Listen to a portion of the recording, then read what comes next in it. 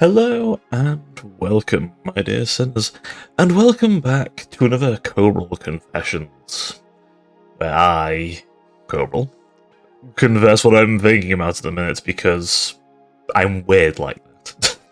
So, with that being said, and my morning voice deeply apparent, so I've been thinking a little bit. I have. I've been spending a lot of time world building. And I wanted to talk about that, because that's been an interesting experience for me. And I think that might be fun to talk about. So, for me, world building has been very interesting little hobby of mine. It's something I've been doing for ages. I first really got into the idea, a long time ago, and I was a lot younger, but I really got into the idea properly when I was DMing for the first time, all the way back in 2019, I think. I know, it was a while ago, wasn't it? I don't like to think about how long ago that was. 7 years.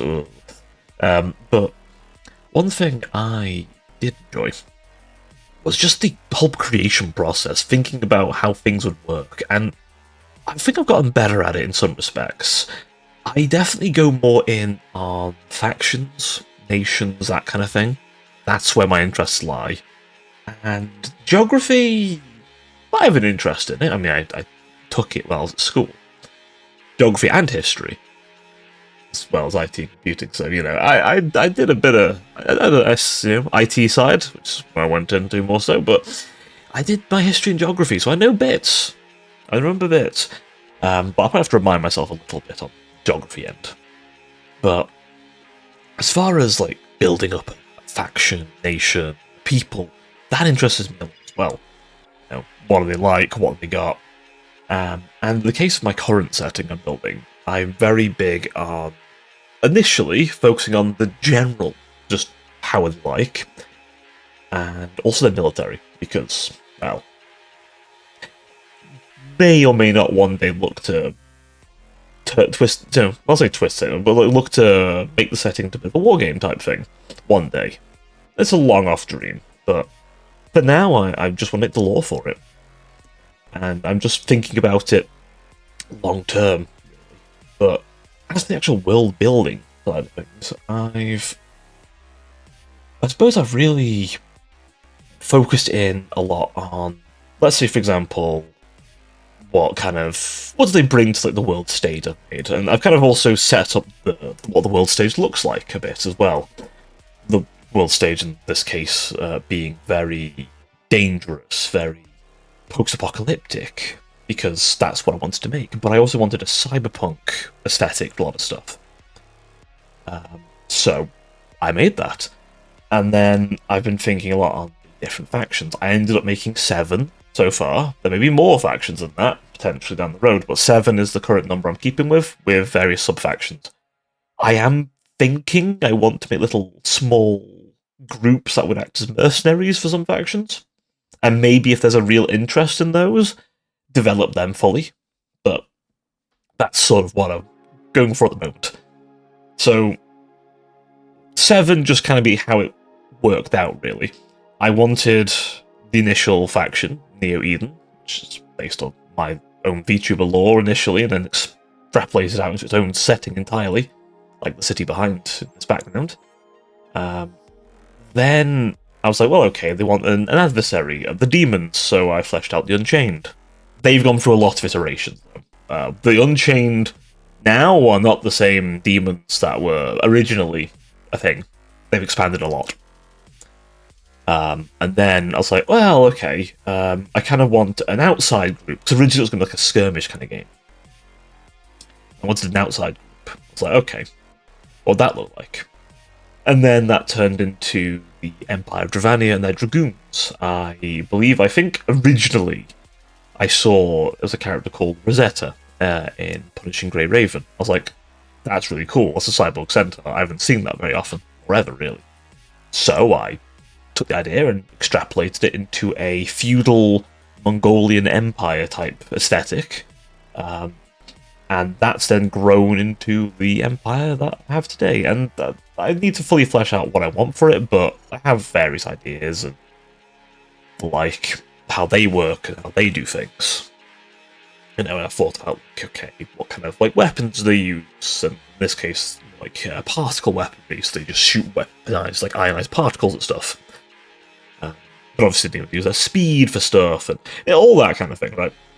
And then that then grew into, okay, well, how do they come about, and who's their emperor, how did he get into being, and all that will be. I'll go into more detail on that another time. But I thought about that sort of stuff, and like compared to New Eden, which is a very corporatized, theocratic state, where there's like companies have a lot of power, but still under somebody else, but like they're also independent. At the point, the empire is very, everything's beneath the emperor. You are an arm of the empire. You are not your own thing. You're a corporation, but at the end of the day, your true master is still the emperor. So, like that, for example. And then I was like, oh, okay, an underdog faction's always fun. So I made the Republic. A faction who use things like power armor, like really advanced, like flight suit power armor, like closer to Anthem, if you've seen the power armor from that. Closer to somewhere between a mech suit and a power armor suit, I suppose.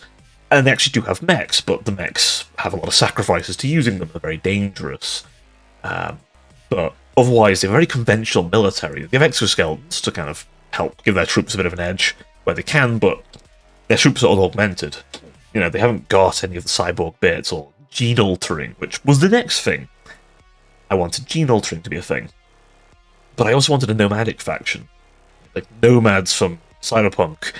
So I eventually came to the Stimmers, which was a very low-tech, mostly, bar the gene altering, which is...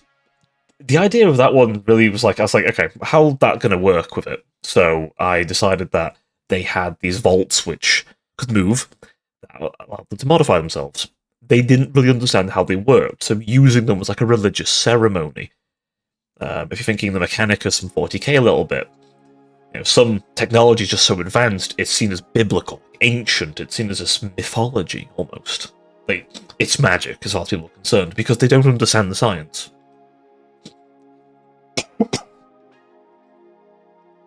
And then, from then, it really sort of turned into, okay, well, they're a faithful bunch of nomads, or a demonic or heretical bunch of nomads.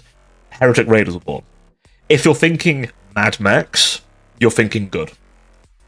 Mad Max meets the most horrifying end of cybernetic enhancements. I forget the name of the gang, but the guys who just remove their eyes and part of their face to have like mechanical bits. Them guys. But they go further. They completely warp the human body. One of the units, I haven't quite got a full name for it yet, but basically it's a Wendigo.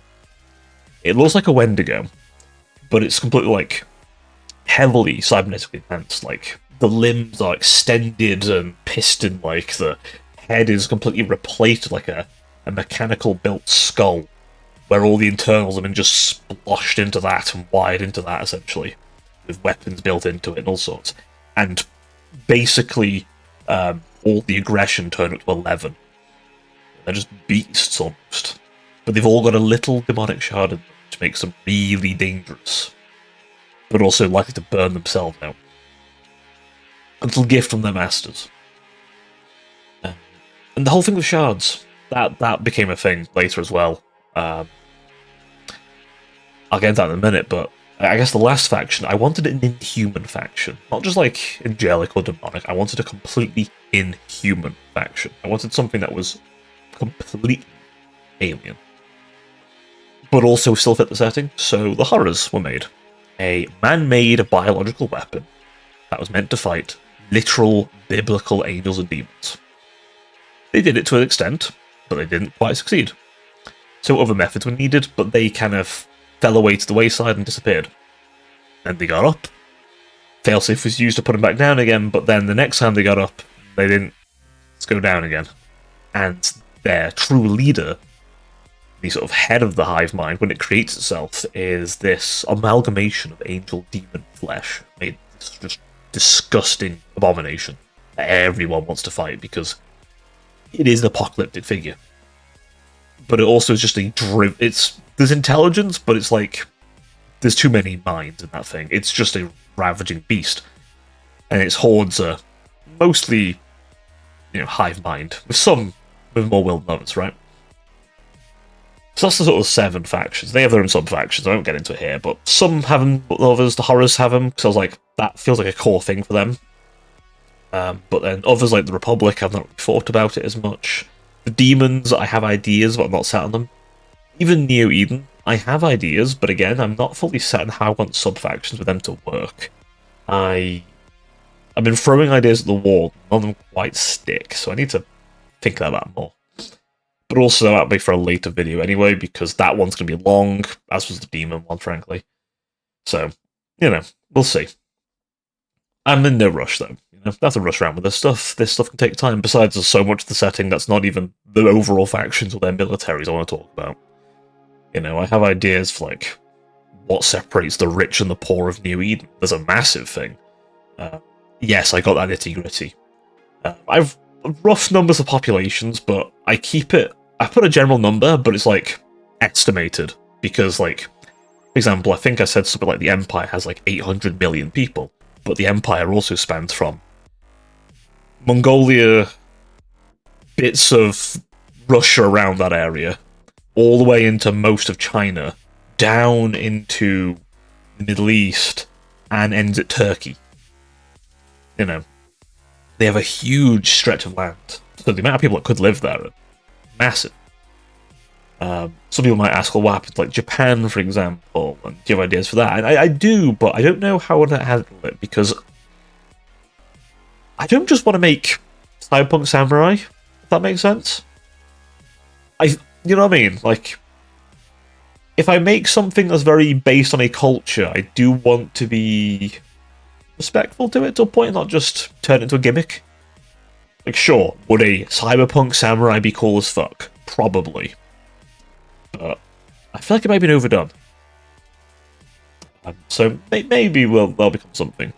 But like, I include some places. So, for example, the Republic is very centered around southern Europe, so southern part of France, Spain, a bit of Portugal, Italy in particular, very big part of it, and then Germany as well. But then also, you've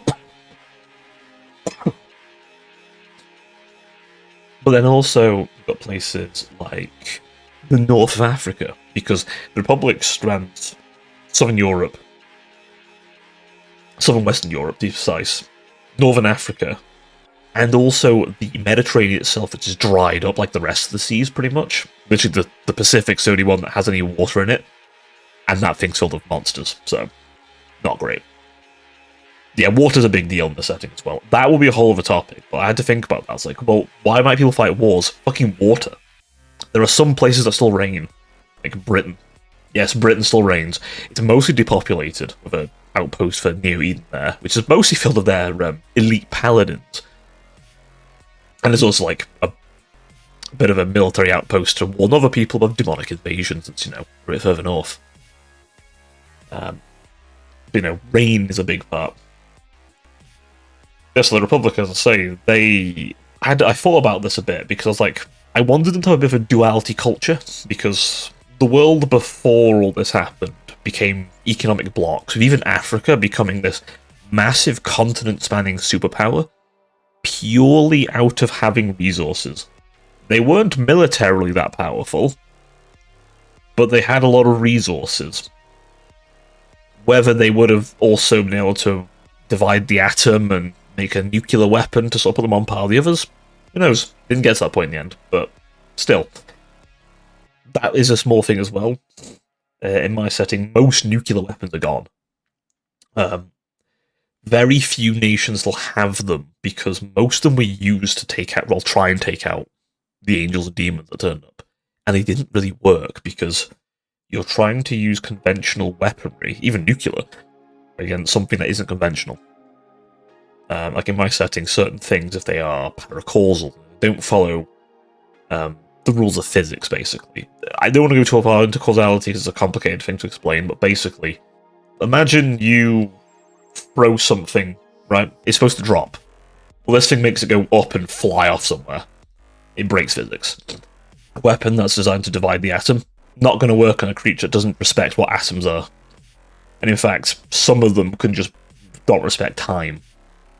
You know, not only did you not fire the missile never launched and detonated in its tube. You know what I mean? That kind of cataclysmic shit. Like, one of the last launches of a nuclear weapon accidentally woke the horrors. So it's like, no one really wants to use them in case more of them things are underground, or worse things. Because there are some horrors that went into the water and became massive leviathans, which sometimes come up. But also nukes are still a threat in case someone gets too close. Which is why the Americas are still mostly uncontested, but they're also devastated. The remaining of the American government is still kind of there. But still, they have some nukes. Not many. So that's a general thing, and that's some stuff I was thinking about with my setting. Right? I've had other settings in the past, more fantasy-based. One of my more recent ones, I can't remember the name of it fully, but the idea was it was one empire, and what did that look like? Why did it shatter? You know, literally shattered a Pangea-like continent into a European-like continent with a big old bit of water in the middle. So, that was a big aspect. And what would happen if someone who was of that empire turned up and decided to raise the whole thing up again? And that was a whole interesting idea. And also, like, what ancient empires, like precursor empires, what if they came back? What they might do? That kind of thing. For that setting. But for my current one I'm working on, it's very much based on Earth, which I can kind of lean on human history very easily. And it's set like way in the future. I've not put a firm date on how far in the future, right? Because to me, I don't know if I'm ready yet to put a full timeline in place. I want to at some point, but I want to make it feel reasonable. I want to have like enough time things have developed, but also things rapidly have developed. And I've not made my setting stagnant. Like, there's no beholding to the old, like in like 40k, for example. And that's actually a good point. I didn't want to use much 40k influence at all. Despite my love for the setting, it's overdone. So I actually don't want to use much from it.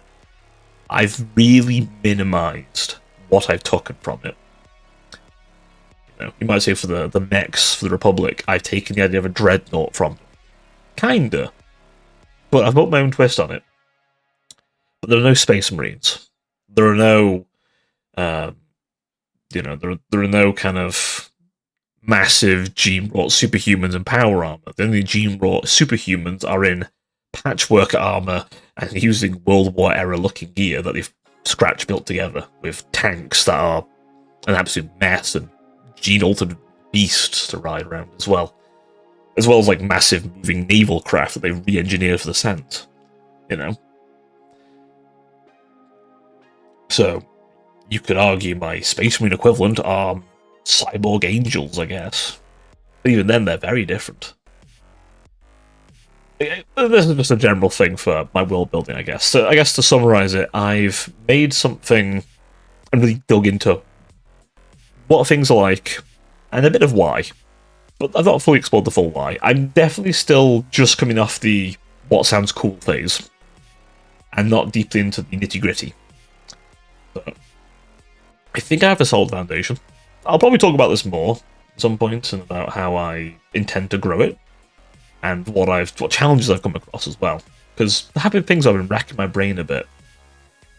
So I don't make this one too long, so I won't go into it too much here, but maybe next time we'll talk a bit more about some of the challenges I've had and what things I would recommend you consider when doing your own world building. I do recommend you doing it, by the way. It's a really fun activity, if nothing else. And if you like writing, it's probably worth doing. If you like running tabletop RPGs, worth doing. So, give it a whirl. You never know what you'll make. And hey, if you have, let me know. I'm actually really interested to know, seriously. If you have anything you want to share, in the comments is the best place. If you have enjoyed today's video, though, on top of commenting, maybe leave a like. Dare I ask for a subscribe? I'm hoping you're enjoying the new direction as well, because I'm liking this more, I think. I think I like this more kind of general, more positive way of going about things. Less complaining, more talking about things. That interests me. And this format can always develop over time, so... if you didn't like it, the dislike button is there for a reason. Hopefully you did, though. But either way, let me know. And please feel free to follow me on my socials, and the Discord is a fantastic place to know when I go live, because yes, Thursday, Friday, Saturday, Sunday, I go live on YouTube and Twitch. So there's a live channel, just check it out. There's a Twitch channel if you prefer that for your live streaming needs. Either way, the Discord is the best place to find me. But I've been Cobral, your Cyber Angel VTuber, and I will see you all next time. Until then, ta for now.